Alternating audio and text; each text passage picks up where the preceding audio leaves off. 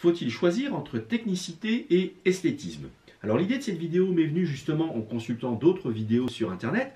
Alors dans ces cas-là, tu tombes sur deux grandes catégories de contenu. La première catégorie largement majoritaire est plutôt axée sur justement donc la technique, les astuces.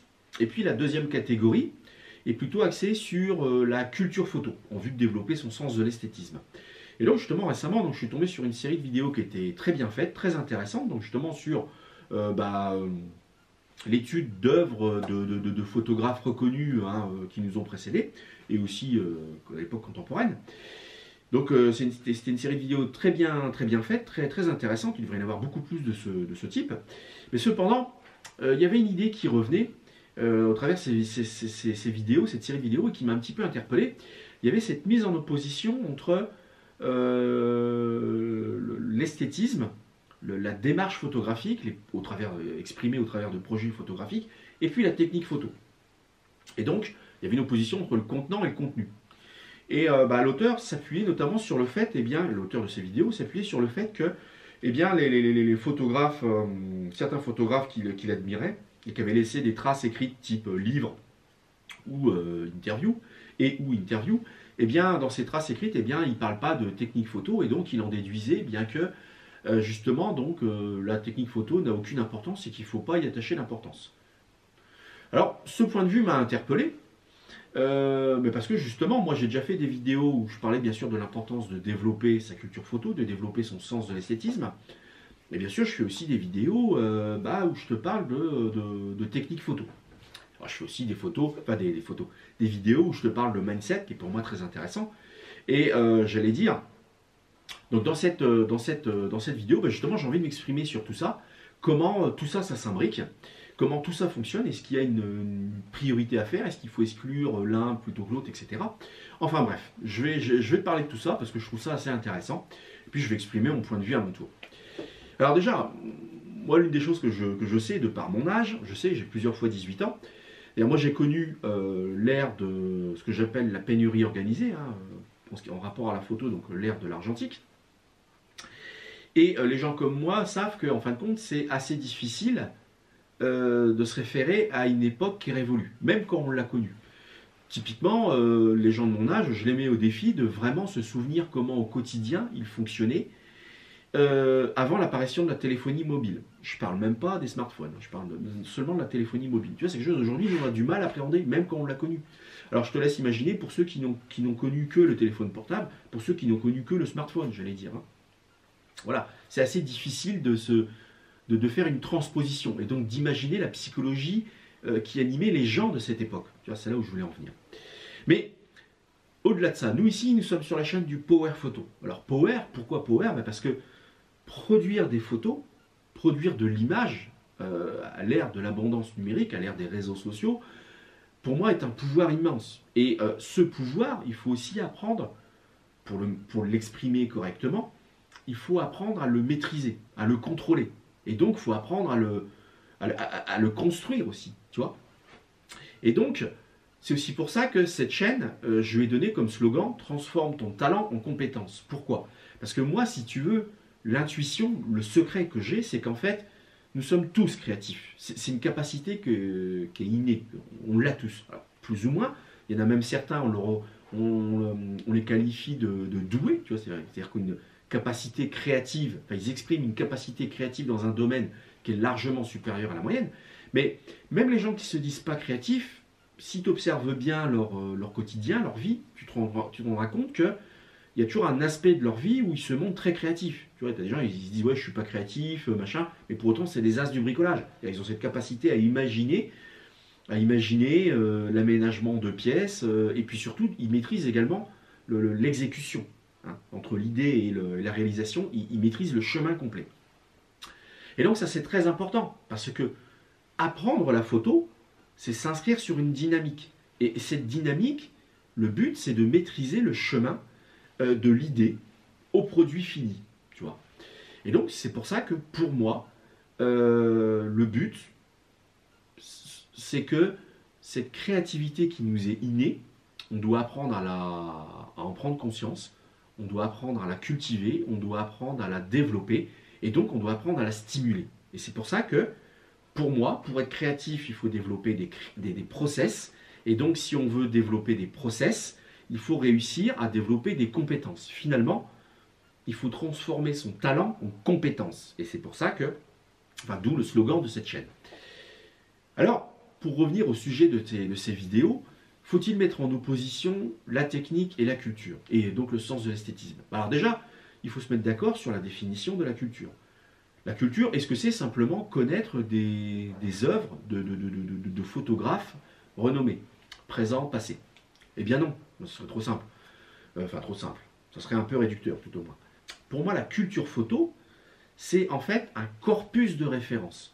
C'est donc avoir des références sur des œuvres de photographes.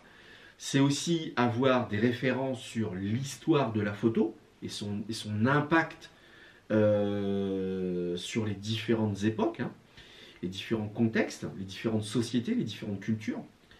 C'est aussi justement avoir des références techniques, c'est avoir des références du milieu dans lequel on évolue, alors du milieu de l'image, hein, si tu inscris dans une optique plus de production, avoir des références sur j'allais dire ce que l'on appelle communément le marché de l'art, tu vois, déjà le marché est une dimension économique, donc aussi avoir des références sur le marketing du marché de l'art, donc aussi, tu vois, c'est tout ça, et j'en passe, hein, il peut y avoir d'autres choses, c'est tout ça la culture photo.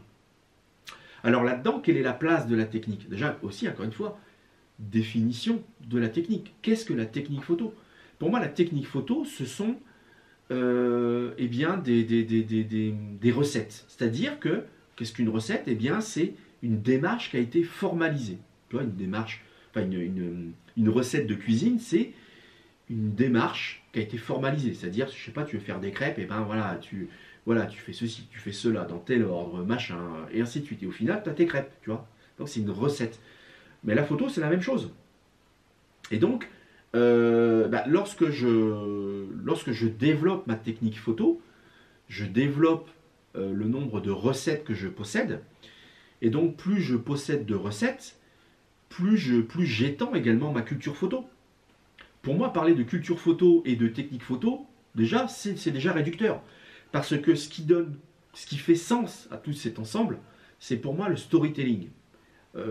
Parler de culture photo, c'est très important. Moi, je veux bien, hein, j'en suis convaincu. Mais pourquoi est-ce qu'on fait de la photo? C'est pour transmettre un message. Et ce message, eh bien, c'est une histoire. Ma photo doit raconter quelque chose. Et donc, en plus de maîtriser de la technique, en plus d'avoir des références culturelles, eh bien, il faut que je maîtrise l'art de raconter une histoire. Il faut que je maîtrise l'art du storytelling. Hein. Et donc, moi, la personne qui veut exprimer une idée, qui veut raconter une histoire, eh bien, je le fais à partir de mon identité. Mon identité, elle est définie de par notamment mon environnement socio-culturel. Et mon environnement socio-culturel, c'est par exemple que je suis un Européen de 45 ans, un Européen de tradition chrétienne. Tu vois, par exemple. Ce que je veux dire par là, c'est que ma façon d'appréhender quelque chose, une notion, une thématique, un sujet, est de toute façon conditionnée par mon environnement socio-culturel d'origine. Donc, j'ai des convictions philosophiques, religieuses, politiques, sociales, etc. Et j'ai aussi des références culturelles, bien sûr. Alors, donc, sciemment, je peux choisir de faire évoluer ce référentiel de base, d'origine, que l'on m'a inculqué, pour choisir pour ajouter mes propres références. Tu vois. Et donc, lorsque je veux transmettre un message, lorsque je veux raconter une histoire au travers de la photo, je veux maîtriser le chemin de l'idée qui se situe là au produit fini, encore une fois. Et entre l'idée et le produit fini, il y a un cheminement, et ce cheminement passe par l'exécution de cette idée. Et l'exécution de cette idée, eh bien, il y a des barrières techniques à surmonter. Il y a des barrières techniques à surmonter pour, au contraire, en faire des leviers. Ce que je veux dire par là, c'est que toi, si tu me regardes, c'est que tu t'intéresses à la photo, c'est que tu pratiques la photo, certainement. Donc, il y a eu un moment donné où tu as acquis un appareil photo. Je ne parle pas de ceux qu'on t'a offert quand tu étais gamin, mais à un moment donné, tu t'es dit, allez, moi, la photo, ça m'intéresse, j'ai envie d'approfondir la chose. C'est une démarche consciente de ta part. Et tu as choisi d'acquérir un appareil photo. Peut-être que tu te l'as acheté, peut-être qu'on te l'a offert, peut-être qu'il est un peu un mix des deux, enfin, qu'importe. En tous les cas, il y a eu un moment donné où tu as acquis cet outil. Cet outil qui permet de fabriquer de l'image. Je parle de cet appareil. Ça peut être un réflexe, ça peut être un mirrorless, ça peut être un compact expert, qu'importe. Mais cet outil, en soi, te donnait une barrière, une première barrière à franchir qui était la compréhension de l'outil et ensuite la maîtrise grossière, entre guillemets, enfin des grands principes qui régissaient cet outil. Par exemple, en ce qui concerne un réflexe, moi quand je me suis acheté mon premier réflexe, parce que je m'étais acheté précédemment un premier compact, mais très vite, ça n'allait pas, bah, comment on change les objectifs, comment on change les piles, comment on change la carte mémoire, pourquoi il y a un format RAW, pourquoi le JPEG, pourquoi ceci, pourquoi cela, pourquoi il y a un mode vert, pourquoi il y a un mode qui s'intitule P, etc. Pourquoi est-ce que je peux changer, enfin qu'est-ce que le diaphragme, qu'est-ce que le temps de pause, qu'est-ce que les ISO, voilà, etc. Et donc à un moment donné, j'ai fait un effort de compréhension sur ces éléments d'ordre technique. Mais j'ai fait un effort de compréhension, c'est-à-dire que sciemment, j'ai fait un effort pour comprendre ça en vue de mieux me les approprier.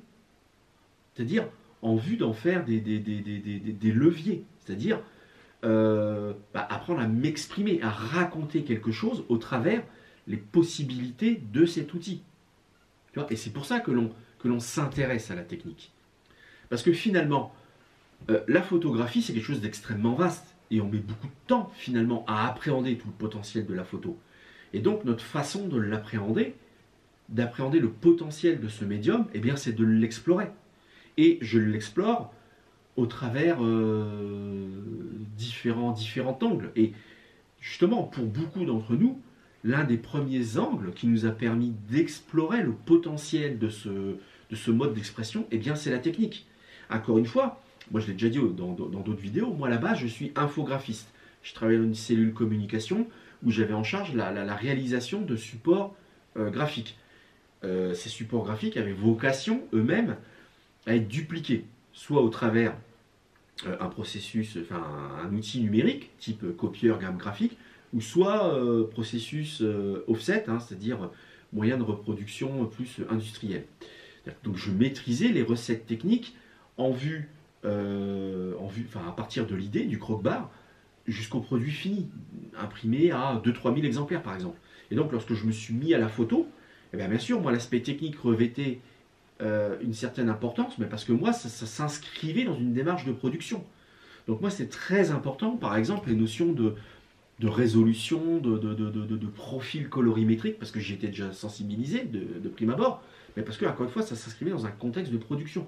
Donc moi, quelque part, je suis rentré dans le monde de la photo par la petite porte, entre guillemets, de la technique, parce que voilà, je devais produire tous les jours des images en vue de notamment d'illustrer un magazine de communication interne, et voilà. Mais ce que je veux dire par là, c'est que finalement, m'intéresser à la technique, ça m'a aussi servi de stimulation, tu vois, de stimulation, parce qu'au fur et à mesure que j'étendais ma palette technique, je me rendais compte du potentiel de ce mode d'expression, c'est-à-dire j'étendais mon champ d'expressivité.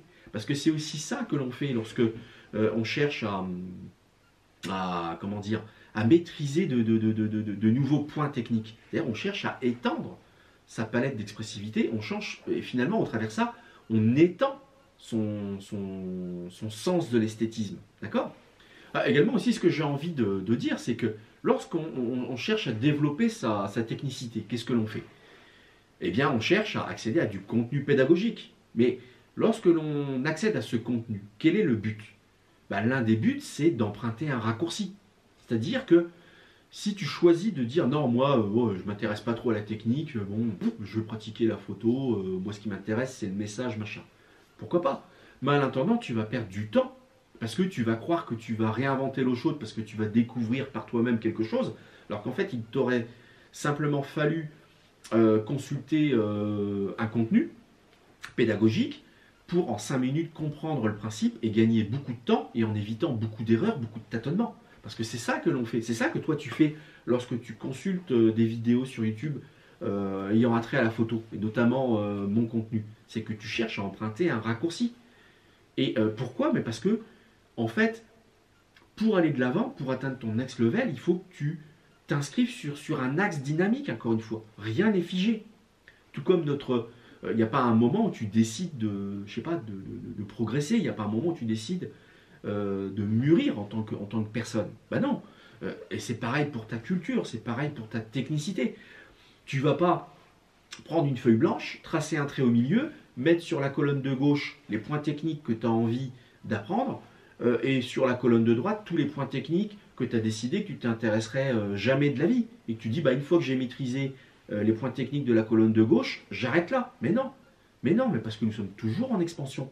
Et une fois que tu as maîtrisé un point technique, c'est-à-dire que tu t'es approprié un point technique, eh bien tu passes au suivant. Et d'ailleurs, c'est aussi ça le propre un petit peu du créatif, c'est d'être ouvert, c'est d'être créatif, c'est d'être toujours curieux, d'avoir toujours l'esprit en alerte. Et moi, je cherche toujours à développer ma technicité, mais parce que aussi le contexte évolue, les outils évoluent. Et donc forcément, ça me pousse aussi, ça me stimule aussi à continuer à aller de l'avant. Alors ça, là on est plus dans quelque chose moi qui m'est cher, qui est de l'ordre de la plasticité cérébrale, parce que ça c'est quelque chose de très important. Je finirai par faire une vidéo là-dessus, parce que on ne peut pas parler d'apprentissage de la photo, on ne peut pas parler de dépassement de soi, d'atteindre son next level, de développer sa technicité, de développer sa culture, de développer son storytelling, sans parler de plasticité cérébrale, surtout justement à l'âge adulte, tu vois. Alors aussi, fondamentalement, lorsque je cherche à développer ma technicité, je cherche à emprunter un raccourci au travers l'accès à des supports pédagogiques, mais je consulte ces supports pédagogiques en vue d'assimiler les choses, de me les approprier. Et je cherche à me les approprier pour en faire des actes réflexes, sans jeu de mots. C'est-à-dire à mettre en œuvre ces points techniques de manière totalement innée, inconsciente si tu veux. Et pourquoi? Parce que je veux tellement les comprendre pour mieux les assimiler, et bien justement pour dépasser cette barrière technique, pour me concentrer sur l'image que je veux fabriquer, sur l'histoire que je veux raconter. C'est ça mon but, tu vois. Et c'est pour ça qu'à un moment, eh bien oui, par exemple, lorsqu'on s'intéresse à la photo au début, eh bien on a du mal à comprendre pourquoi, eh bien je sais pas, on a des images, d'ailleurs on connaît même pas le terme, on a des images surex ou sous-ex, mais on comprend pas pourquoi. Et on veut comprendre pourquoi. Et on veut comprendre pourquoi, mais parce qu'on veut dépasser ça. On veut dépasser ça pour produire plus facilement l'image que l'on a prévisualisée. On veut dépasser ça pour se concentrer sur ce que l'on veut transmettre. C'est ça notre vrai but, tu vois. Et donc c'est pour ça qu'on étend toujours notre palette technique, eh bien pour étendre nos possibilités. Et en étendant nos possibilités, en étendant notre palette technique, on développe notre culture. Et donc on est plus riche de ça. Et si je suis une personne plus riche, eh bien je peux produire de la photo de plus grande valeur, encore une fois. Je me répète parce que, je dis encore une fois parce que j'en ai déjà parlé dans différentes vidéos. Mais tu vois que tout fait sens en fait. C'est un ensemble en fait. Tu vois? Ouais, je compare ça un peu à une pierre précieuse, à différentes facettes. Mais on ne peut pas retrancher une facette si tu veux. Tu vois? Et c'est justement la multiplicité des facettes qui fait la valeur de la pierre précieuse. Et bien en fait, la photo, c'est un peu pareil, tu vois. Tout à l'heure, on parlait de l'ère argentique. Alors, évidemment, citer des photographes de l'ère argentique qui, eux, ne se sont pas exprimés, n'ont pas laissé une trace à propos de la technique. Déjà, ça ne veut pas dire pour autant qu'ils ne s'intéressaient pas à la technique. Mais c'est aussi faire abstraction des photographes qui, eux, des photographes reconnus, j'allais dire, hein, qui, eux, se sont exprimés largement sur la technique. Alors, bien sûr, le cas caricatural, c'est Ansel Adams. Mais pourquoi je te parle de lui? Mais c'est parce que Ansel Adams, pour exprimer son message au travers d'un esthétisme, eh bien, il a développé une technique. Il a développé une palette technique. C'est-à-dire que les images qu'il prévisualisait, les techniques existantes ne l'aidaient pas à fabriquer ces images, tu vois. Donc il a choisi lui-même de développer ses propres techniques. Et ces techniques, il les a développées, il les a partagées. Enfin, il a communiqué, il les a partagées. Et parce qu'il les a partagées, d'autres se les ont appropriées. Et vu qu'ils se les étaient appropriés, déjà, ça fait partie d'une référence globale, tu vois. Mais parce qu'ils se les étaient appropriés, pour eux, les recettes qu'avait mis au point Ansel Adams, avec d'autres, hein, concernant la prise de vue et le développement, eh bien, ces techniques, ils en ont fait des leviers. C'est-à-dire qu'à leur tour, les techniques qu'avait mis en place Ansel Adams et dont il avait partagé hein, dans ses ouvrages, eh bien, ça a servi à d'autres pour étendre leur palette technique, mais en étendant leur palette technique, ils ont étendu leur palette d'expressivité. Ils ont pu fabriquer des images à leur tour. Ils ont pu donc partager des messages qu'avant, ils n'auraient pas connu le chemin, ils n'auraient pas connu la méthode pour le faire. Tu vois. Donc c'est aussi pour ça qu'on apprend la technique en fin de compte. Donc finalement, tu vois, pour moi, la big question, c'est pas de savoir s'il faut retrancher la culture ou la technique de ta pratique ou voilà, non, il faut faire coexister l'ensemble. Et il faut faire coexister l'ensemble. Pourquoi? Parce que la question que toi, tu as besoin de résoudre, c'est de savoir quelle est la palette technique que tu as besoin aujourd'hui pour faire les photos que tu as envie de produire aujourd'hui. C'est-à-dire que toi, ce que tu dois maîtriser, c'est la manière dont tu t'implémentes finalement la culture dont tu as besoin. La culture qui, encore une fois, est composée de références techniques notamment. Mais tu dois maîtriser en termes de qualité, c'est-à-dire la qualité de l'implémentation de cette culture, et la vitesse, laquelle vitesse tu t'implémentes les connaissances dont tu as besoin aujourd'hui. Alors j'insiste sur le mot aujourd'hui parce que les images que tu imagines, que tu prévisualises aujourd'hui, ce ne sera forcément pas les mêmes images que tu auras envie de produire demain après-demain. Ce que je veux dire par là, c'est que en plus, vu que nous sommes toujours une personne en expansion, nous nous nourrissons de notre passé, nous nous nourrissons de notre vécu, nous nous nourrissons des précédentes images que nous avons produites pour justement, encore une fois, atteindre notre next level. Donc, le projet photographique que tu as envie de mettre en place aujourd'hui, eh bien, une fois que tu seras devenu la personne capable de le produire, eh bien, évidemment, ça te donnera envie de produire un autre projet photographique d'une autre ampleur, d'une autre nature.